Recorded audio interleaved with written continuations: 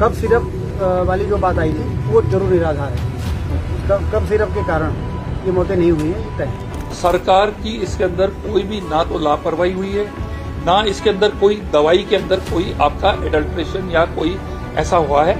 अब कोई माता पिता, आप हम सब एडल्ट्स यहाँ बैठे हुए हैं, हमें कोई खांसी की दवाई प्रिस्क्राइब करी जाती है और उसके अंदर कई पदार्थ होते हैं, कोडीन वगैरह, और हम वही दवाई 2 साल के बच्चे को जिसको खांसी को अगर हम जाके दे देते हैं, उसका तो ऑब्वियसली हानिकारक इफेक्ट होगा।